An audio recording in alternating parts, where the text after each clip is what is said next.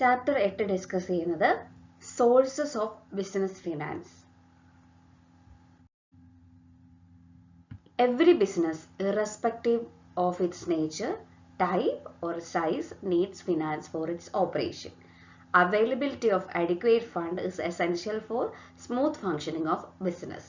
അതായത് സാമ്പത്തികപരമായിട്ട് നന്നായിട്ട് ഇരിക്കുക എന്ന് പറയുന്നത് എല്ലാ ബിസിനസ്സും ഏറ്റവും അത്യാവശ്യപ്പെട്ട കാര്യമാണ്. അതിനിപ്പോൾ ചെറുതാണെങ്കിലും വലുതാണെങ്കിലും ഏത് സൈസിലുള്ള ബിസിനസ് ആണെങ്കിലും ഫണ്ട് അവൈലബിൾ ആയിരിക്കുക, അത് സ്മൂത്ത് ആയിട്ട് ബിസിനസിന്റെ ഫംഗ്ഷൻ നടത്താൻ ഏറ്റവും അത്യാവശ്യമാണ്. സോ ഫിനാൻസ് എന്ന് പറയുന്നത് എല്ലാ ബിസിനസിന്റെയും ഒരു ബ്ലഡ് ആണ്. എല്ലാ ഓൺടർപ്രണേഴ്സും ഒരു ബിസിനസ് സ്റ്റാർട്ട് ചെയ്യുന്ന സമയത്ത് തന്നെ ഏത് തരത്തിലാണ് പല റിസോഴ്സിൽ നിന്നും എങ്ങനെ പണം റേസ് ചെയ്യണം എന്നുള്ള കാര്യത്തിൽ തീരുമാനമെടുത്തിരിക്കണം. വളരെ ഇമ്പോർട്ടൻ്റ് ആണ്. അതിന്റെ മെറിറ്റ്സും ഡിമെറിറ്റ്സും അറിഞ്ഞു വെക്കുക. ഓരോ സോഴ്സസും എത്രത്തോളം കൊള്ളാം, അതിൽ നിന്ന് എത്രത്തോളം എടുക്കാം, എങ്ങനെ ഇത് കറക്റ്റായിട്ട് അപ്രോപ്രിയേറ്റ് ആയിട്ടുള്ള സോഴ്സസ് ചൂസ് ചെയ്യാം എന്നുള്ളതൊക്കെ വളരെ ഇമ്പോർട്ടൻ്റ് ആയിട്ട് അറിഞ്ഞിരിക്കേണ്ട കാര്യമാണ്.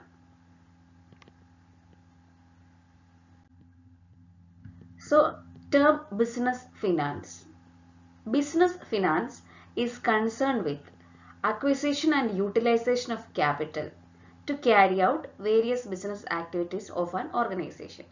Business finance എന്ന് പറയുന്നത് ഒരു ബിസിനസിന്റെ ആക്ടിവിറ്റീസ് ചെയ്യാൻ വേണ്ടിയിട്ട് നമ്മൾ ഉപയോഗിക്കുന്ന ക്യാപിറ്റൽ, അതുമായിട്ട് ബന്ധപ്പെട്ട് അത് അക്വയർ ചെയ്യാൻ വേണ്ടിയിട്ടും അത് ഉപയോഗിക്കാൻ വേണ്ടിയിട്ടുമുള്ള ടേം ആണ് ബിസിനസ് ഫിനാൻസ് എന്ന് പറയുന്നത്.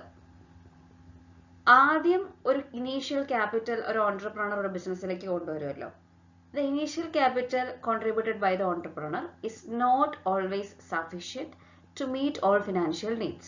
എല്ലാ ഫിനാൻഷ്യൽ നീഡ്സും മീറ്റ് ചെയ്യാൻ വേണ്ടിയിട്ട് ഈ പണം തികയണമെന്നില്ല. അതുകൊണ്ട് തന്നെ ഓരോ ബിസിനസ്മാനും കുറച്ച് other type of resources, different സോഴ്സസിലേക്ക് ഫണ്ട് റേസ് ചെയ്യാൻ വേണ്ടിയിട്ട് നമ്മൾ തിരഞ്ഞെടുക്കേണ്ടതായിട്ട് വരും. Business finance refers to money and credit employed in a business firm in order to carry out its operations smoothly. പണമായിട്ടും കടം വാങ്ങുന്നതായിട്ടും പല രീതിയിൽ ബിസിനസ് ഫേംസ് ഓപ്പറേഷൻസ് നന്നായിട്ട് നടത്താൻ വേണ്ടിയിട്ട് ബിസിനസ് ഫിനാൻസ് ആവശ്യമായിട്ടുണ്ട്. Business finance may be defined as planning, raising, managing and controlling all types of funds needed for a business. Business finance define ചെയ്യാൻ പറ്റുന്നത് കൃത്യമായിട്ട് ഏതൊക്കെ ഫണ്ടാണോ ഒരു ബിസിനസ്സിന് ആവശ്യമായിട്ടുള്ളത്, അതുമായിട്ട് ബന്ധപ്പെട്ട പ്ലാനിങ്, അത് റേസ് ചെയ്യാൻ ഉള്ള സമയം, മാനേജിങ് ആൻഡ് കൺട്രോളിങ്, ഇതെല്ലാം ഇതുമായിട്ട് ബന്ധപ്പെട്ടിരിക്കുന്നു. സോ എന്താണ് ബിസിനസ് ഫിനാൻസ് എന്നുള്ളൊരു ഐഡിയ നിങ്ങൾക്ക് കിട്ടിയല്ലോ. Next is nature of business finance. Finance എല്ലാ ബിസിനസ്സുകൾ തുടങ്ങാൻ വേണ്ടിയിട്ടും ഏറ്റവും അത്യാവശ്യപ്പെട്ട കാര്യമാണ്. സഫീഷ്യൻ്റ് ആയിട്ടുള്ള ഫിനാൻസ് ഇല്ല എന്നുണ്ടെങ്കിൽ ഒരിക്കലും ഒരു ബിസിനസ്സിന് ഗ്രോത്ത് ഉണ്ടാവത്തില്ല. വലിയ ബിസിനസ്സുകളാണെങ്കിൽ അതിന് കൂടുതൽ ഫിനാൻസുകൾ ആവശ്യമാണ്. ഒരു ബിസിനസ് ആക്ടിവിറ്റിയും ഫിനാൻസ് ഇല്ലാതെ ഒരിക്കലും സംഭവിക്കില്ല. സോ ബിസിനസ് ഫിനാൻസിന് ഒരുപാട് ഫീച്ചേഴ്സ് ഉണ്ട്. അതിൽ ഒന്നാമത്തെ ഫീച്ചറാണ് which is essential in a business എന്ന് പറയുന്നത്. അതായത് ഫിനാൻസ് ഇല്ലാതെ ഒന്നും നടക്കത്തില്ല. അതുകൊണ്ട് തന്നെ ഇത് ഏറ്റവും എസെൻഷ്യൽ ആയിട്ടുള്ള ഒരു പാർട്ടാണ്.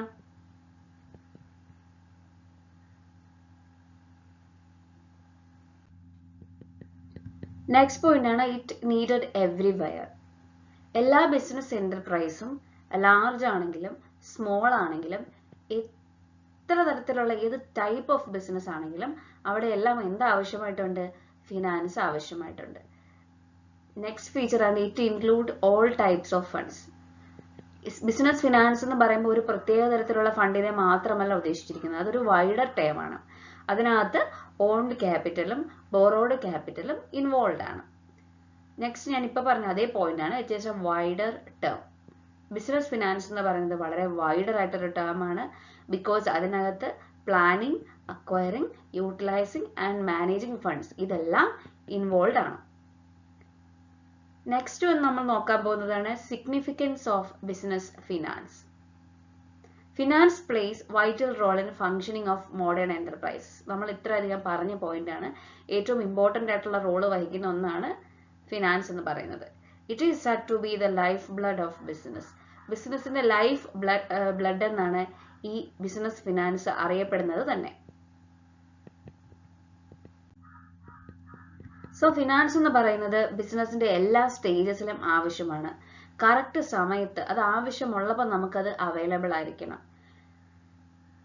It must be adequate for the purpose for which it is needed. ഒരു ബിസിനസ് തുടങ്ങുന്നത് തന്നെ അതിനൊരു പർപ്പസ് ഉണ്ടായിരിക്കുമല്ലോ. ആ പർപ്പസ് സാറ്റിസ്ഫൈ ചെയ്യണമെങ്കിൽ അതിന് പ്രോപ്പർ ആയിട്ട് ഉള്ള ഒരു ബിസിനസ് ഫിനാൻസ് അവിടെ ആവശ്യമായിട്ടുണ്ട്. Insufficient fund may affect the growth of the firm adversely. ഒരു ഫേമിന് ആവശ്യത്തിന് ഫണ്ട് ഇല്ല, അവിടുത്തെ ഫണ്ട് ഇൻസഫിഷ്യന്റ് ആണ് എന്നുണ്ടെങ്കിൽ അത് ആ ഫേമിനെ നെഗറ്റീവായിട്ട് ബാധിക്കും. സോ ഫിനാൻസ് തുടങ്ങാൻ വേണ്ടിയിട്ട് ഫിനാൻസിന് വേണ്ടിയിട്ട് ഒരു വളരെ ഇമ്പോർട്ടൻറ്റ് പാർട്ട് ഒരു ബിസിനസ് സ്റ്റാർട്ട് ചെയ്യുമ്പോൾ നമ്മൾ തീരുമാനിക്കണം. ആ ബിസിനസ് ഓപ്പറേറ്റ് ചെയ്യണമെങ്കിലും അത് മോഡേണൈസ് ചെയ്യണമെങ്കിലും അത് എക്സ്പാൻഡ് ചെയ്യണമെങ്കിലും ഒക്കെ ഒരു ഫിനാൻസ് ആവശ്യമായിട്ട് ഉണ്ട്.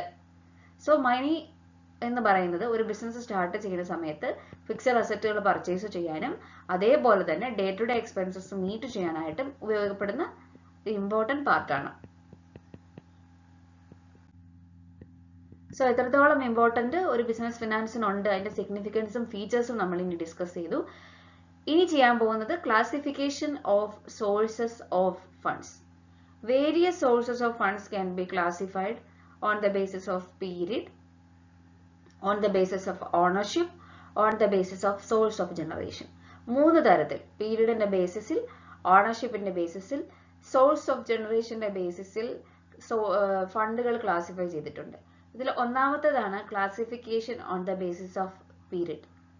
On the basis of period, അതായത് ടൈമിന്റെ ബേസിസിൽ ഫിനാൻസ് ആവശ്യമായിട്ടുള്ള രീതിയിൽ ഫിനാൻസിനെ ക്ലാസിഫൈ ചെയ്തിട്ടുണ്ട്. അത് long term finance, medium term finance, അതേപോലെ തന്നെ ഷോർട്ട് ടേം ഫിനാൻസ്. ഇതിൽ ഒന്ന് ലോങ് ടേം ഫിനാൻസ് ആണ്. Long term finance refers to the funds which are to be invested in the business for a long period, say for a period over 5 years. 5 വർഷത്തിൽ കൂടുതലായിട്ട് നമ്മൾ എന്തെങ്കിലും ഒരു തരത്തിലുള്ള ഫണ്ടിൽ ഇൻവെസ്റ്റ് ചെയ്യുകയാണെന്നുണ്ടെങ്കിൽ അത് ലോങ് ടേം ഫിനാൻസ് ആണ്. സോ നിങ്ങൾ പ്രത്യേകം ശ്രദ്ധിക്കുക, ഓൺ ദ ബേസിസ് ഓഫ് പീരീഡിലുള്ള ക്ലാസിഫിക്കേഷൻ ആണ്. അതിൽ ഒന്നാമത്തേതാണ് ലോങ് ടേം ഫിനാൻസ്. പേര് പോലെ തന്നെ 5 അതിലധികമോ വർഷത്തിലേക്ക് വേണ്ടിയിട്ട് നമ്മൾ ഇൻവെസ്റ്റ് ചെയ്യുന്ന, ലോങ് പീരീഡിലേക്ക് ഇൻവെസ്റ്റ് ചെയ്യുന്ന ഫിനാൻസ് ഫണ്ട്സിനെയാണ് ലോങ് ടേം ഫിനാൻസ് എന്ന് പറയുന്നത്. ഇങ്ങനത്തെ ഫിനാൻസ് എന്തിനു വേണ്ടിയിട്ടാണ് കൂടുതലും യൂസ് ചെയ്യുക? ഫിക്സഡ് അസറ്റുകൾ വാങ്ങിക്കാൻ, അതായത് land, building, plant and machinery, furniture ഒക്കെ വാങ്ങിക്കാൻ വേണ്ടിയിട്ടാണ് ഉപയോഗിക്കുന്നത്. ഇങ്ങനത്തെ ഫണ്ടിനെയാണ് നമ്മൾ fixed capital requirements of an organisation എന്ന് പറയുന്നത്. ഈ ലോങ് ടേം ഫിനാൻസ് നമുക്ക് എങ്ങനെ അക്വയർ ചെയ്യാൻ പറ്റുന്നതെന്ന് ചോദിച്ചു കഴിഞ്ഞാൽ ഷെയർസും ഡിബഞ്ചേഴ്സും ഒക്കെ ഇഷ്യൂ ചെയ്തിട്ടോ അല്ലെങ്കിൽ നല്ല ഫിനാൻഷ്യൽ ഇൻസ്റ്റിറ്റ്യൂഷനുകളിൽ നിന്ന് നമ്മൾ ലോൺ എടുത്തിട്ടുമാണ് ലോങ് ടേം ഫിനാൻസ് അക്വയർ ചെയ്യുന്നത്. എത്രത്തോളം വോളിയമാണ് ലോങ് ടേം ഫണ്ട് വേണ്ടത്, ഒരു ബിസിനസ്സിന് വേണ്ടതെന്ന് തീരുമാനിക്കുന്നത് ആ ഒരു പർട്ടിക്കുലർ ബിസിനസിന്റെ നേച്ചർ, അതിന്റെ സൈസ് ഒക്കെ നോക്കിയിട്ടായിരിക്കും. മാനുഫാക്ചറിങ് കൺസേൺസ് എപ്പോഴും ലോങ് ടേം ഫിനാൻസ് ആണ് പ്രിഫർ ചെയ്യുന്നത്. ഇപ്പൊ ട്രേഡിംഗ് കൺസേൺസ് ആണെങ്കിൽ അത്രയ്ക്കല്ല, മാനുഫാക്ചറിങ് കൺസേൺസ് കൂടുതലും ലോങ് ടൈം ഫിനാൻസ് ആണ് പ്രിഫർ ചെയ്യുന്നത്. ലോങ് ടൈം ഫിനാൻസ് എന്ന് പറയുന്നത് which is required for financing capital expenditure, അതായത് ലോങ് ടൈമിന് വേണ്ടിയിട്ടുള്ള എക്സ്പെൻസുകളാണ് ക്യാപിറ്റൽ എക്സ്പെൻഡിച്ചർ. ഇത് അറിയപ്പെടുന്ന മറ്റു പേരുകളാണ് ഫിക്സഡ് ക്യാപിറ്റൽ അല്ലെങ്കിൽ ബ്ലോക്ക് ക്യാപിറ്റൽ. സോ എന്താണ് ലോങ് ടൈം ഫിനാൻസ് എന്ന് മനസ്സിലായല്ലോ, അല്ലെങ്കിൽ fixed capital or block capital which is used for financing capital expenditure, and manufacturing concerns uses long term finance more. Long term finance depends upon the nature and size of the business, which is acquired through issue of debentures, shares, or which is a loan from specialized institutions. Okay.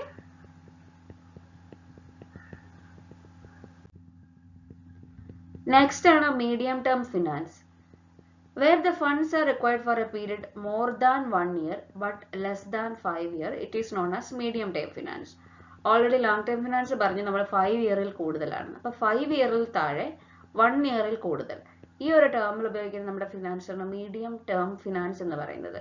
The need for medium term finance may be for increasing production capacity, introduction of a new product, modernization of plant and machinery, making an advertisement campaign.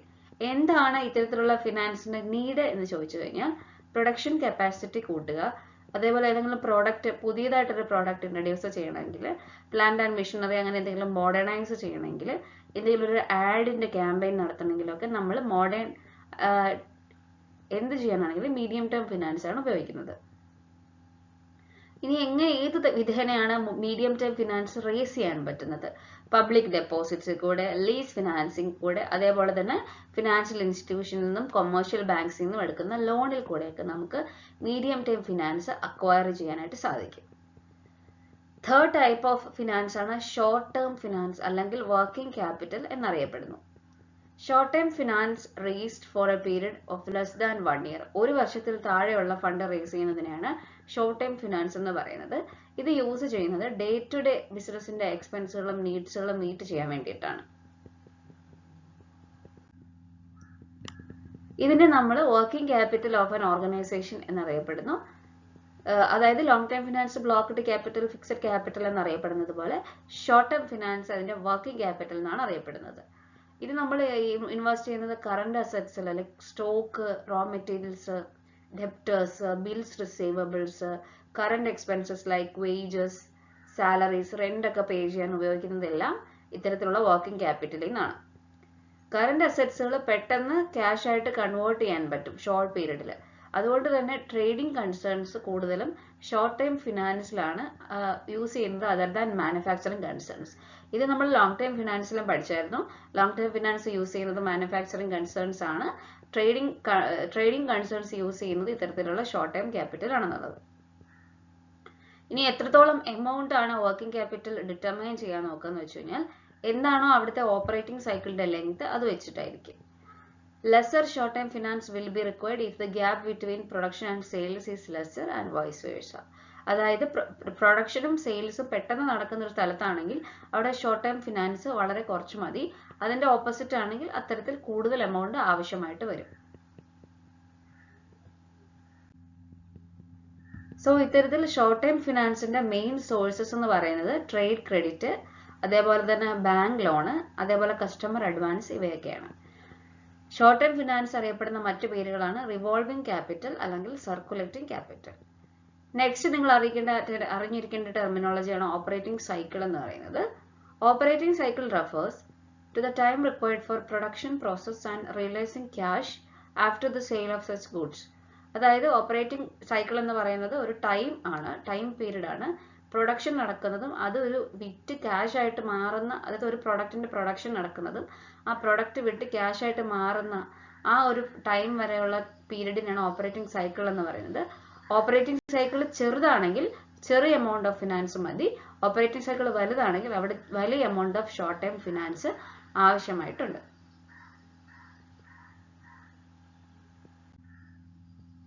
So ഇത് just operating സൈക്കിളിന്റെ ഒരു പാർട്ടാണ്. Raw materials, wages, expenses, stock, work in progress, finished goods, അത് revenue ആയിട്ട് മാറുന്നു, ഡെറ്റേഴ്സിന് കൊടുക്കുന്നു, cash ആയിട്ട് മാറുന്നു.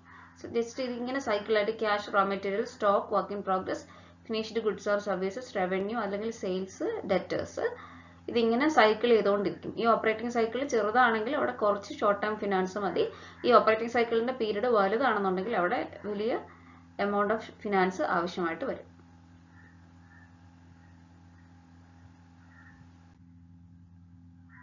ഇനി നമ്മൾ പഠിക്കാൻ പോകുന്നത് source of finance on the basis of ഓണർഷിപ്പിൽ എങ്ങനെ നമുക്ക് ക്ലാസിഫൈ ചെയ്യാം എന്നുള്ളതാണ്.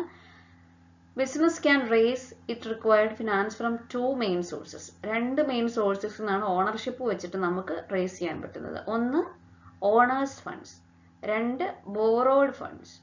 ഒന്ന് ഓണേഴ്സ് ഫണ്ട്സ്. ഓണേഴ്സ് ഫണ്ട്സ് അല്ലെങ്കിൽ owned capital refers to the amount contributed by the owners in the business. ഒരു ബിസിനസിന്റെ ഓണേഴ്സ് കൊണ്ടുവന്നിരിക്കുന്ന പണം അല്ലെങ്കിൽ ആ ക്യാപിറ്റലിനെയാണ് ഓണേഴ്സ് ഫണ്ട് അല്ലെങ്കിൽ ഓൺഡ് ക്യാപിറ്റൽ എന്ന് പറയുന്നത്.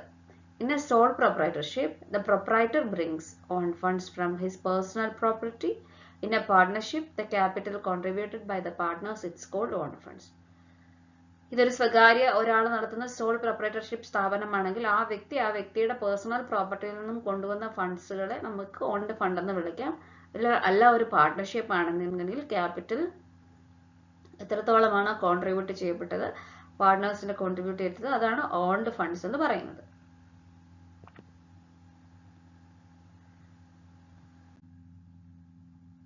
Funds raised by the issue of shares and retained earnings are own funds in a joint stock company. Joint stock company ആണെങ്കിൽ ഷെയർ ഇഷ്യൂ ചെയ്തും റീറ്റെയിൻഡ് ഏർണിംഗ്സ് ആയിട്ടും വയ്ക്കുന്ന ഫണ്ടുകളെയാണ് ഓൺഡ് ഫണ്ട് എന്ന് പറയാനായിട്ട് സാധിക്കുന്നത്. It will remain in the business over a long period and it is not expected to be withdrawn otherwise other than on winding up of the business. ഒരു business wind up ചെയ്യുന്നത് ഒഴിച്ചു കഴിഞ്ഞാൽ ഇത് വളരെയധികം കാലത്തേക്ക് ഒരു ക്യാപിറ്റൽ ഫോർമേഷനിൽ ബിസിനസ്സിൽ നിലനിൽക്കുന്നവയാണ്. അതായത് പെട്ടെന്ന് പിൻവലിക്കുന്നതല്ല, ഇതിൻ്റെ ഒരു ലോങ് പീരീഡ് എക്സ്പെക്റ്റൻസി ഉണ്ടെന്നുള്ളതാണ് പറയുന്നത്. സോ അതാണ് ഓൺഡ് ക്യാപിറ്റൽ അല്ലെങ്കിൽ ഓൺഡ് ഫണ്ട് എന്ന് പറയുന്നത്. രണ്ടാമത്തെ ഓണർഷിപ്പിന്റെ ബേസിസിലുള്ള സോഴ്സ് ഓഫ് ഫിനാൻസ് ആണ് borrowed funds. Borrowed funds refers to the fund raised from external borrowings. പുറത്തുനിന്ന് നമ്മൾ ബോറോ ചെയ്യുന്ന ഫണ്ടുകളെയാണ് ബോറോഡ് ഫണ്ട് എന്ന് പറയുന്നത്. ബോറോഡ് ഫണ്ടിന്റെ സോഴ്സസിൽ ഇൻക്ലൂഡ് ആയിരിക്കുന്നതാണ് ഡിവഞ്ചേഴ്സ് ഇഷ്യൂ ചെയ്യുന്നത്, പബ്ലിക് എന്നുള്ള ഡെപ്പോസിറ്റ്സ്, ട്രേഡ് ക്രെഡിറ്റ്, പിന്നെ ഫിനാൻഷ്യൽ ഇൻസ്റ്റിറ്റ്യൂഷൻസിൽ നിന്നുള്ള ലോൺസ്, ഇവയൊക്കെ.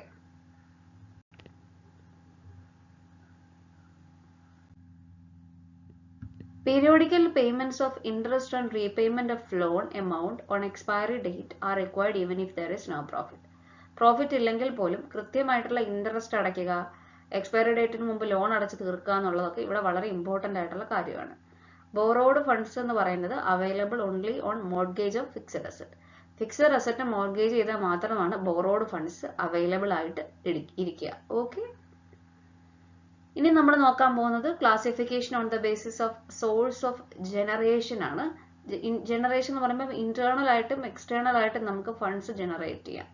ഇന്റേണൽ സോഴ്സ് ഓഫ് ഫണ്ട്സ് എന്ന് പറയുമ്പോഴത്തേക്കും generated by the business itself are its known as internal source of funds. Business തന്നെ അതിന് വേണ്ടിയിട്ട് ജനറേറ്റ് ചെയ്യുന്ന ടൈപ്പ് ഓഫ് ഫണ്ടുകളെയാണ് ഇന്റേണൽ സോഴ്സസ് ഓഫ് ഫണ്ട്സ് എന്ന് പറയുന്നത്. റിസീവബിൾസ് കളക്ട് ചെയ്യുന്നത്, റീറ്റെയിൻഡ് ഏർണിങ്സ്, സർപ്ലസ് ഡിസ്പോസ് ചെയ്യുന്ന, ഇൻവെന്ററീസിന്റെ സർപ്ലസ് ഡിസ്പോസ് ചെയ്യുന്ന സമയത്ത് ഉണ്ടാവുന്നത്, ഇതെല്ലാം മെയിൻ ബിസിനസ് ഫിനാൻസിന്റെ ഇന്റേണൽ സോഴ്സസ് ആണ്. Only limited needs of finance are fulfilled by these sources. വളരെ കുറച്ച് എമൗണ്ട് ഓഫ് ഫണ്ടേ നമുക്ക് ഇത്തരത്തിലുള്ള ഇന്റേണൽ സോഴ്സസിൽ നിന്ന് നമുക്ക് കിട്ടത്തുള്ളൂ. നെക്സ്റ്റ് വൺ ആണ് external sources of funds. External sources of funds ബിസിനസിന്റെ ഔട്ട്സൈഡിൽ നിന്ന് ജനറേറ്റ് ചെയ്യപ്പെടുന്നവയാണ്. ഫോർ എക്സാമ്പിൾ, കൊമേഴ്ഷ്യൽ ബാങ്ക്സിൽ നിന്നോ ഫിനാൻഷ്യൽ ഇൻസ്റ്റിറ്റ്യൂഷൻസിൽ നിന്നോ എടുക്കുന്ന ലോണുകൾ, ഡിബഞ്ചേഴ്സ് ഇഷ്യൂ ചെയ്യുന്നവ, പബ്ലിക് ഡെപ്പോസിറ്റ്സ്, ലീസ് ഫിനാൻസിങ്, അതേപോലെ ട്രേഡ് ക്രെഡിറ്റ്, ഫാക്ടറിങ്, ഇവയൊക്കെ എന്ത് ടൈപ്പാണ്? എക്സ്റ്റേണൽ സോഴ്സസിൽ നിന്നുള്ള ഫണ്ട്സ് ആണ്.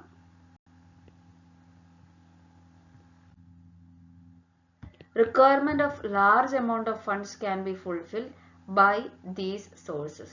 വളരെ ഹ്യൂജ് എമൗണ്ട് ഓഫ് ഫണ്ട്സ് നമുക്ക് ഇത്തരത്തിൽ എക്സ്റ്റേണൽ സോഴ്സസിൽ നിന്ന് എടുത്തിട്ട് ചെയ്യാനായിട്ട് പറ്റും. These funds are raised through these sources are costly as compared to the funds raised through internal sources. Internal സോഴ്സസിൽ നിന്ന് റേസ് ചെയ്യുന്നതിനെക്കാട്ടിലും വളരെയധികം കോസ്റ്റ്ലി ആയിട്ടുള്ള ഒരു മാറ്ററാണ് എക്സ്റ്റേണൽ സോഴ്സസിൽ നിന്ന് ഫണ്ട് റേസ് ചെയ്യുക എന്ന് പറയുന്നത്. Sometimes the business firm has to even mortgage their assets as security while raising funds from these sources. Sometimes firms has to even mortgage their assets. അവരുടെ അസറ്റുകൾ ചില സമയത്ത് ഇത്തരത്തിൽ എക്സ്റ്റേണൽ സോഴ്സസിൽ നിന്ന് ഫണ്ട് എടുക്കാൻ വേണ്ടിയിട്ട് ചിലപ്പം അവർ പണയം വെച്ച് ചെയ്യാറുണ്ടെന്നുള്ളതാണ് പറയുന്നത്. നെക്സ്റ്റ്, സോഴ്സസ് ഓഫ് ഫിനാൻസ് എന്ന് പറഞ്ഞ ടെർമിനോളജിയാണ്. നമ്മൾ സോഴ്സ് ഓഫ് ഫിനാൻസ് എന്ന് പറഞ്ഞു കഴിഞ്ഞാൽ ഫിനാൻസ് കിട്ടാൻ വേണ്ടിയിട്ടുള്ള ഒരു ഏജൻസി, ഒരു ഇമ്പോർട്ടൻ്റ് ആയിട്ടുള്ള ഒരു ഏരിയ, അതിനെയാണ് നമുക്ക് സോഴ്സസ് ഓഫ് ഫിനാൻസ് എന്ന് പറയുന്നത്. ബിസിനസ് പല സോഴ്സസിൽ നിന്ന് നമുക്ക് എടുക്കാൻ പറ്റും. ഓൾറെഡി കുറച്ച് നമ്മൾ നോക്കി. ഇപ്പൊ സോൾ ട്രേഡിംഗ് കൺസേൺസിനാണെങ്കിലും അല്ലെങ്കിൽ പാർട്ണർഷിപ്പ് കൺസേൺസിനാണെങ്കിലും അവരവരുടെ പ്രോപ്പർട്ടിയിൽ നിന്നൊക്കെ വിറ്റ് ക്യാഷ് ആയിട്ട് കൊണ്ടുവരാറുണ്ട്. At the same time joint stock company ആണെങ്കിൽ, ഇപ്പോൾ ലാർജ് സ്കെയിൽ ഓപ്പറേഷൻസ് നടത്തുന്ന ജോയിന്റ് സ്റ്റോക്ക് കമ്പനി ആണെങ്കിൽ അവർ അതിൻ്റെ ഓരോ സോഴ്സിൻ്റെയും അഡ്വാൻറ്റേജസും ഡിസഡ്വാൻറ്റേജസും നോക്കി എടുക്കാറുണ്ട്. അവിടെ നമുക്കൊരു single best sources of fund ഉണ്ട്, എല്ലാ ഓർഗനൈസേഷനും എടുക്കാൻ പറ്റും, അങ്ങനെ പറയാൻ പറ്റത്തില്ല. സോ വേരിയസ് റിസോഴ്സസിൻ്റെ അഡ്വാൻറ്റേജസും ലിമിറ്റേഷൻസും നമ്മൾ അറിഞ്ഞിരിക്കണം.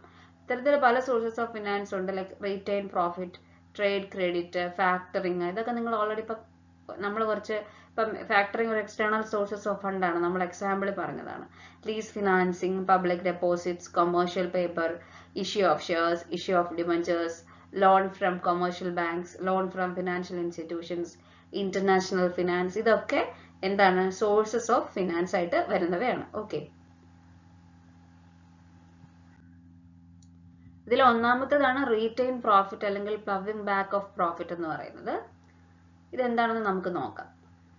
Out of total profits earned by a company in a particular year, a certain percentage is retained in business without distributing a dividend among shareholders.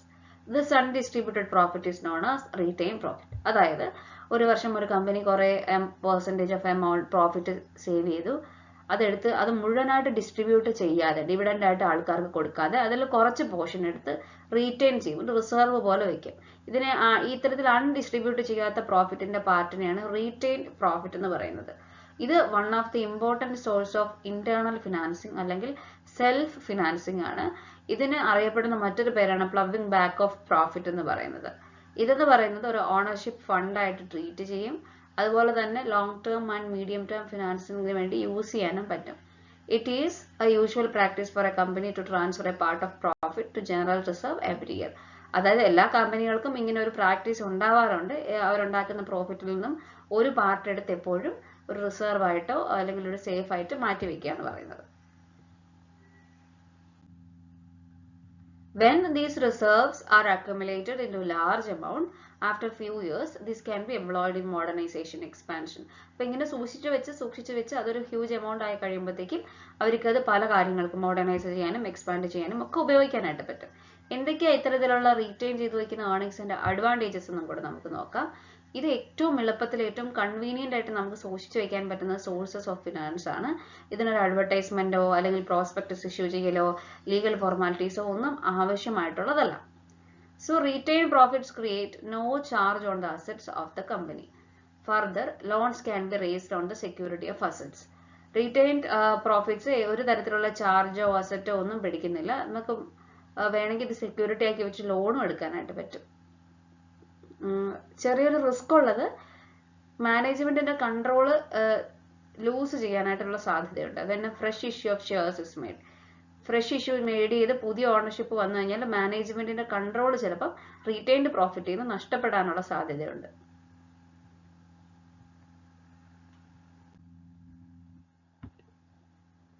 Retained profits increases the financial strength and earning capacity of the business. The company enjoys more borrowing capacity also. Retained profits എപ്പോഴും ഒരു കമ്പനിയുടെ earning കപ്പാസിറ്റിയും financial സ്ട്രെങ്ത്തും കൂട്ടുകയും നമുക്ക് കൂടുതൽ borrow ചെയ്യാനുള്ള capacity ഉണ്ട്. കാരണം നമുക്ക് റീപേ ചെയ്യാൻ കുറച്ച് പണം നമ്മുടെ അകത്ത് ഇരിക്കുകയല്ലേ, നമ്മൾ സേവ് ചെയ്ത് വെച്ചിരിക്കുകയല്ലേ. So as an internal resource it is more dependable than external source. നമ്മൾക്ക് എപ്പോഴും ഇന്റേണൽ സോഴ്സ് ആണ് ബെറ്റർ എന്ന് നമ്മൾ പറഞ്ഞു കഴിഞ്ഞു. അവിടെ ഒരു ഇത്ര ഡിവിഡൻഡ് പേ ചെയ്യാൻ, പ്രോഫിറ്റ് റീഇൻവെസ്റ്റ് ചെയ്ത് ഇത്ര ഡിവിഡൻഡ് പേ ചെയ്യാന്നുള്ള ഒബ്ലിഗേഷൻസ് ഒന്നും അവിടെ ഉണ്ടാവുന്നതുമില്ല. Retained earnings is a permanent source of funds available to an organisation. Return earnings എന്ന് പറയുന്നത് ഒരു ഫണ്ടിലെ ഒരു പെർമനന്റ് സോഴ്സ് ഓഫ് ഫണ്ടാണ് ഇത്, which is available to an organisation. It may lead to increase in the market price of the equity shares of the company. ഇത് എപ്പോഴും equity ഷെയർസിന്റെ വില കൂട്ടാനും അതിന്റെ മാർക്കറ്റ് പ്രൈസ് ഇൻക്രീസ് ചെയ്യാനായിട്ട് സഹായിക്കും ഇത്തരത്തിൽ നമ്മൾ റീറ്റെയിൻഡ് ഏർണിംഗ്സ് ചെയ്തു കഴിഞ്ഞാൽ.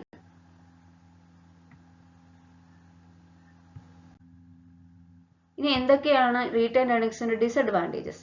Retained earnings source of funds ആണെന്ന് നമ്മൾ പറഞ്ഞു കഴിഞ്ഞു. സം കേസസിൽ ഇത് ഓവർ ക്യാപിറ്റലൈസേഷൻ കാരണമാകും.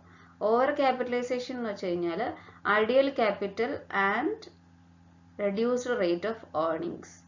നമുക്ക് ക്യാപിറ്റലൊക്കെ ഐഡിയൽ പ്രസൻസ് ആണ്, പക്ഷെ റേറ്റ് ഓഫ് ഏർണിങ്സ് വളരെ റെഡ്യൂസ്ഡ് ആവും. എക്സസീവ് ആയിട്ടുള്ള റീറ്റെയിൻഡ് ഏർണിങ്സ് എന്ന് പറയുന്നത് ഒരു ഷെയർ ഹോൾഡേഴ്സിന്റെ അടുത്തൊരു ഡിസാറ്റിസ്ഫാക്ഷൻ ആണ്. കാരണം അവർക്ക് കിട്ടാനുള്ള ഡിവിഡൻഡിൽ നിന്ന് ഒരു പാർട്ട് എടുത്തല്ലേ നമ്മളുടെ അടുത്ത് ഇത് മാറ്റി വെക്കുന്നത്. സോ അവരൊരു ഡിസാറ്റിസ്ഫൈഡ് ആവാനായിട്ടുള്ള സാധ്യതയും കാണുന്നുണ്ട്. So it is an uncertain source of funds as the profit of business are fluctuating. ബിസിനസിന്റെ പ്രോഫിറ്റ് ഫ്ലക്ച്വേറ്റ് ചെയ്യുമ്പോൾ നമുക്ക് ഉറപ്പ് പറയാൻ പറ്റത്തില്ല നമ്മൾ ഇത്രയും റീറ്റെയിൻ ചെയ്യാം, ഇത്രയും ഡിവിഡൻഡ് കൊടുക്കാമെന്നും നമുക്ക് പറയാൻ പറ്റത്തില്ല. പിന്നെ കമ്പനി റിസ്കിലോട്ട് പോകാനുള്ള സാധ്യതയുണ്ട്. ഇപ്പൊ എങ്ങാനും ഇതൊരു മൊണോപ്പൊളി ആയിട്ട് മാറിക്കഴിഞ്ഞാൽ കമ്പനി റിസ്കിലോട്ട് പോകും. Growth of companies through internal financial may attract the government restrictions as it leads to concentration of economic power. അവർ ഇത്തരത്തിൽ മാത്രം ഗ്രോ ചെയ്ത് കഴിഞ്ഞാൽ അവർക്ക് വളരെയധികം പണം, എക്കണോമിക് പവർ വളരെയധികം കോൺസെൻട്രേറ്റഡ് ആയിട്ട് അവിടെ കൂടുതൽ ഗവൺമെന്റ് റെസ്ട്രിക്ഷൻസ് അട്രാക്ട് ചെയ്യാനുള്ള സാധ്യതയും കാണുന്നുണ്ട്. നെക്സ്റ്റ് വൺ ആണ് trade credit. Trade credit is the credit extended by one trader to another for purchase of goods and services. Trade credit എന്ന് പറഞ്ഞു കഴിഞ്ഞാൽ ഒരു ട്രേഡർ മറ്റൊരു ട്രേഡർക്ക് ഗുഡ്സ് ആൻഡ് സർവീസസ് പർച്ചേസ് ചെയ്യുന്ന സമയത്ത് കൊടുക്കുന്ന കടമാണ് ട്രേഡ് ക്രെഡിറ്റ്. ട്രേഡ് ക്രെഡിറ്റ് നമുക്ക് ഇമ്മീഡിയറ്റ് ആയിട്ട് ക്യാഷ് കൊടുക്കാതെ തന്നെ നമുക്ക് സാധനങ്ങൾ ഒരു സ്ഥലത്ത് നിന്ന് പർച്ചേസ് ചെയ്യാനായിട്ട് പറ്റും, നമ്മൾ കടത്തിന് വാങ്ങിക്കുന്നത് പോലെ. Such credit appears in the book of buyer or sundry as sundry debtors. ബയറിന്റെ ബുക്കിൽ അത് സണ്ടറി ക്രെഡിറ്റേഴ്സ് എന്ന് പറഞ്ഞിട്ട് ആ എമൗണ്ട് ഇങ്ങനെ കാണിക്കും, കാരണം കടം വാങ്ങിച്ചതല്ലേ, അപ്പൊ ക്രെഡിറ്റേഴ്സ് എന്ന് പറഞ്ഞ് ഇത്ര എമൗണ്ട് കാണിച്ചിരിക്കും. അപ്പോൾ it is commonly used by the business organisation as short time source of financing. ഇതൊരു വളരെ ഇമ്പോർട്ടൻ്റ് ആയിട്ടുള്ള short time source of financing ആണ്. ഇന്ന് കോമൺ ആയിട്ട് എല്ലാ ബിസിനസ് ഓർഗനൈസേഷൻസും ഉപയോഗിക്കാറുമുണ്ട്. Volume and period of trade credit depends on factors such as reputation of purchasing firm, financial position of the seller, volume of purchase, competition in the market. നമ്മൾ ചുമ്മാ ഒരാൾക്ക് trade credit ആയിട്ട് നമ്മൾ കൊടുക്കത്തില്ല. അവർക്ക് അതിൻ്റെതായ റെപ്യൂട്ടേഷൻ ഉണ്ടോ, അവർക്ക് റീപേ ചെയ്യാനുള്ള കപ്പാസിറ്റി ഉണ്ടോ, എന്താണ് ആ വ്യക്തിയുടെ ഫിനാൻഷ്യൽ പൊസിഷൻ, അയാൾ എത്രത്തോളം ആണ് നമ്മുടെ അടുത്ത് നിന്ന് പർച്ചേസ് ചെയ്തത്, മാർക്കറ്റിലെ കോമ്പറ്റീഷൻ ഒക്കെ നോക്കിയിട്ടായിരിക്കും കൃത്യമായിട്ട് ട്രേഡ് ക്രെഡിറ്റ് കൊടുക്കുന്നത്. എന്തൊക്കെയാണ് ട്രേഡ് ക്രെഡിറ്റിന്റെ അഡ്വാൻറ്റേജസ് എന്ന് നമുക്ക് നോക്കാം. ട്രേഡ് ക്രെഡിറ്റ് എന്ന് പറയുന്നത് most convenient and continuous source of fund ആണ്. ട്രേഡ് ക്രെഡിറ്റ് സെയിൽസ് പ്രൊമോട്ട് ചെയ്യുന്ന ഒരു കാര്യമാണ്. ഇത് വളരെ ഇമ്പോർട്ടൻ്റ് ആയിട്ടുള്ള ടെക്നിക്കാണ് സെയിൽസ് കൂട്ടാൻ വേണ്ടിയിട്ട്. നിങ്ങൾ വാങ്ങിച്ചോ, കാശ് പിന്നെ തന്നാൽ മതി എന്ന് പറയുമ്പോൾ ആൾക്കാർ കൂടുതൽ വാങ്ങിക്കും. മനസ്സിലായില്ലേ? It does not create any charge on the asset of the company. Company ഒരു തരത്തിലുള്ള ചാർജും വെക്കുന്നില്ല. അതുപോലെ തന്നെ റെഡിലി അവൈലബിൾ ആയിട്ടുള്ള ഒരു സോഴ്സ് ഓഫ് ഫിനാൻസ് ആണ് trade credit. Trade credit facilitate purchase of goods and services without immediate payment. അത് നമ്മൾ പറഞ്ഞു കഴിഞ്ഞു. ഇനി എന്തൊക്കെയാണ് ഡീമെറിറ്റ്സ് ഓഫ് ട്രേഡ് ക്രെഡിറ്റ് എന്ന് നമുക്ക് നോക്കാം. Trade credit may result in over trading which increases the risk of business. Trade credit നമ്മൾ ഓവറായിട്ട് ഇങ്ങനെ കടത്തിൽ സാധനം കൊടുക്കാനുള്ള ഒരു സാധ്യത അവിടെ കാണിക്കുന്നുണ്ട്. സോ അതുകൊണ്ട് തന്നെ ഒരു ലിമിറ്റഡ് എമൗണ്ട് മാത്രമേ ട്രേഡ് ക്രെഡിറ്റ് ആയിട്ട് നമുക്ക് ജനറേറ്റ് ചെയ്യാനായിട്ട് പറ്റത്തുള്ളൂ. Trade credit is costly source of funds as compared to other sources. മറ്റുള്ളത് വെച്ച് നോക്കുമ്പോൾ കുറച്ച് ചെലവ് കൂടിയതാണ് ട്രേഡ് ക്രെഡിറ്റ് എന്ന് പറയുന്നത്. ഈ third type source of financing ആണ് ഫാക്ടറിംഗ് എന്ന് പറയുന്നത്. Factoring refers to the practice of raising funds by selling a firm's account receivable to another company or agency. ഞാൻ നിങ്ങൾക്ക് ഒരു എക്സാമ്പിൾ പറഞ്ഞു. അപ്പോൾ ഒരു ബാങ്കിന് ഒരു എ എന്ന് പറഞ്ഞ കമ്പനി കുറെ കാശ് കൊടുക്കാനുണ്ട്, അത് അവർ തരുന്നില്ല. അവർ തരുന്നില്ലെന്നുണ്ടെങ്കിൽ ഈ ഒരു ബാങ്ക്, ഇപ്പോൾ ഫോർ എക്സാമ്പിൾ കാനറ ബാങ്ക് ഒരാൾക്ക് കടം കൊടുത്ത് അവർ തിരിച്ചു കൊടുക്കുന്നില്ല. ഈ കാനറ ബാങ്ക് ഈ കടം കിട്ടാനുള്ള ഈ കടം നമ്മൾ SBIക്ക് കൊടുക്കുന്നു. അപ്പോൾ SBI അത് പോയി കളക്ട് ചെയ്തെടുക്കുന്നതിനാണ് ഫാക്ടറിംഗ് എന്ന് പറയുന്ന ആക്ടിവിറ്റി കൊണ്ട് ഉദ്ദേശിക്കുന്നത്. Credit management is a specialized activity as it's required skills and involves a lot of time and effort. So ഇവിടെ നടക്കുന്ന ഒരു പരിപാടി എന്ന് പറഞ്ഞാൽ ക്രെഡിറ്റ് മാനേജ് ചെയ്യുക, കൃത്യമായിട്ട് മാനേജ് ചെയ്യുന്ന ആൾക്കാർ അത് ഏറ്റെടുത്ത് മാനേജ് ചെയ്യുന്നു എന്നുള്ളതാണ്. സോ വളരെയധികം സ്കില്ലും കപ്പാസിറ്റിയും വേണ്ട, അവർക്ക് ഒത്തിരി എഫേർട്ടും വേണ്ട ഒരു ആക്ടിവിറ്റിയാണ്. ഡെപ്റ്റ് കളക്ഷൻ എന്ന് പറയുന്നത് വളരെ ഇമ്പോർട്ടൻ്റ് ആയിട്ടുള്ള ഒരു പ്രോബ്ലമാണ് എല്ലാ ഫേംസിനും വെച്ച് നോക്കുമ്പോഴേക്കും. Banks usually grant working capital finance on receivables for a short period only to 3 to 6 months. Commonly working capital finance റിസീവബിൾസിന് കൊടുക്കാനുള്ളത് 3 to 6 മാസം വരെയാണ് ടൈം കൊടുക്കാറുള്ളത്. Hence, debt collection activity may be entrusted with specialized agencies called factoring organization. So ഇത്തരത്തിൽ അത് collect ചെയ്യാൻ capacity ഉള്ള മറ്റൊരു ഓർഗനൈസേഷൻ വന്ന് ഏറ്റെടുക്കുന്നു, അവരെ നമ്മൾ ഫാക്ടറിംഗ് ഓർഗനൈസേഷൻ എന്ന് വിളിക്കുന്നു. സോ ഇത്തരത്തിൽ ഡെപ്റ്റ് കളക്ട് ചെയ്യുന്ന ആക്ടിവിറ്റിയാണ് factoring. This agency or individual with specialise collection and administration of ഡെപ്റ്റ് ഈസ് കോൾഡ് ഫാക്ടർ. ആ ഏജൻസിയെ നമുക്ക് ഫാക്ടർ എന്ന് വിളിക്കാം. Some of the services of factoring എന്ന് പറയുന്നത്, ഒന്ന് ബില്ല് ഡിസ്കൗണ്ട് ചെയ്ത് കൊടുക്കും. Factors collect clients' debts and provide full credit protection against bad debts. അതായത് അവർ കളക്ട് ചെയ്തോളാം, ഏതെങ്കിലും തരത്തിൽ ബാഡ് ഡെപ്റ്റ് വന്നാൽ അത് ഫുള്ള് ഫണ്ട് റീഫണ്ട് ചെയ്യാന്നൊക്കെ പറഞ്ഞാണ് ഫാക്ടറിങ് ചെയ്യുന്നത്. ഫാക്ടേഴ്സ് എന്ന് പറയുന്നത് പിന്നെ also provide information about credit worthiness. Prospective ആയിട്ടുള്ള ക്ലയൻസിന്റെ ക്രെഡിറ്റ് വർത്തിനെസ് എത്രത്തോളം ഉണ്ടെന്നും കൂടെ ഫാക്ടേഴ്സിന് പറയാനായിട്ട് സാധിക്കും. സോ ഇത്ര കപ്പാസിറ്റി ഉള്ള തൊട്ടുമുമ്പുള്ള സ്കില്ലുണ്ടെങ്കിൽ മാത്രമേ ഫാക്ടറിങ് ആക്ടിവിറ്റി ചെയ്യാനായിട്ട് പറ്റത്തുള്ളൂ. Factors do these services in return for a factoring commission. അവരിത് ചെയ്യുന്നത് അവർക്കൊരു ഫാക്ടറിംഗ് കമ്മീഷൻ കിട്ടുമെന്ന് വിചാരിച്ചിട്ടാണ്. അത് കൊടുത്തേ മതിയാവുള്ളൂ. ഫസ്റ്റ് ഫാക്ടറിംഗ് കമ്പനിയാണ് ഇന്ത്യയിലെ SBI factors and commercial services limited. ഇന്ത്യയിലെ ആദ്യത്തെ ഫാക്ടറിംഗ് കമ്പനിയാണ് SBIയിലെ factors and commercial services limited. ഇനി എത്രത്തോളം അഡ്വാൻറ്റേജസ് ആണ് ഫാക്ടറിംഗിനുള്ളതെന്ന് നമുക്ക് നോക്കാം. Client can concentrate on other financial functional areas of business and responsibility of credit control shouldered by a factor. ഇപ്പൊ കാനറ ബാങ്കിനാണെങ്കിൽ ആ ഒരു കടത്തിന്റെ കാര്യം പിന്നെ നോക്കേണ്ട ആവശ്യമില്ല, കാരണം SBI എടുത്തോളാം എന്ന് പറഞ്ഞില്ലേ. സോ ഫാക്ടർ എന്ന് പറഞ്ഞ ഒരാളുണ്ടെങ്കിൽ അവർ ഈ റെസ്പോൺസിബിലിറ്റി എടുത്തോളും. ബാക്കി ഒറിജിനൽ ക്ലയന്റിന് കൂടുതൽ ബെറ്റർ ഫങ്ഷണൽ ഏരിയാസിലേക്ക് നോക്കാനായിട്ട് പറ്റും. Factoring ensures timely repayment. Correct ആയിട്ടുള്ള അക്കൗണ്ട് റിസീവബിൾ മേടിച്ചെടുക്കുക, അത് ടൈംലി പേ ചെയ്യാന്നൊക്കെ ഉള്ള റെസ്പോൺസിബിലിറ്റി ലയബിലിറ്റീസും ഒക്കെ ഫാക്ടറിംഗ് എടുക്കും. അതുപോലെ തന്നെ ഫേംസിന് ബാഡ് ഡെറ്റിന് എഗനിസ്റ്റ് ആയിട്ടുള്ള പ്രൊട്ടക്ഷനും കൊടുക്കും. എന്തൊക്കെയാണ് ഫാക്ടറിംഗിന്റെ ലിമിറ്റേഷൻസ് എന്ന് നോക്കാം. This source of considered to be very expensive and its number of invoices and large number of amount is very small. ഇതിൽ കിട്ടാനുള്ള തുക ഭയങ്കര വലുതും അതിന്റെ ചെലവ് വളരെ എക്സ്പെൻസീവും ആകാനുള്ള സാധ്യതയുണ്ട്. കസ്റ്റമർ ചിലപ്പോൾ കംഫർട്ടബിൾ ആയിരിക്കത്തില്ല. പിന്നെ ഇപ്പൊ കാനറ ബാങ്ക് ഡീൽ ചെയ്ത ആ വ്യക്തിയായിട്ട് SBI കൂടെ വന്ന് ഡീൽ ചെയ്യുന്ന സമയത്ത് അവർ കംഫർട്ടബിൾ ആയിരിക്കത്തില്ല ഫാക്ടർ വന്ന് ഡീൽ ചെയ്യുന്ന സമയത്ത്. So they advance finance at a higher rate of interest as compared to the usual rate of interest. So അവർ എടുക്കുന്ന റേറ്റ് ഓഫ് ഇൻട്രസ്റ്റ് എന്ന് പറയുന്നത് വളരെയധികം ഹയർ ആയിരിക്കും നമ്മൾ സാധാരണ ഡയറക്റ്റ്ലി ഡീൽ ചെയ്യുന്നത്. അപ്പോൾ ഫാക്ടറിംഗ് കമ്മീഷനും അതുപോലെ ഹയർ റേറ്റ് ഓഫ് ഇൻട്രസ്റ്റുമാണ് ഉണ്ടാവുന്നത്.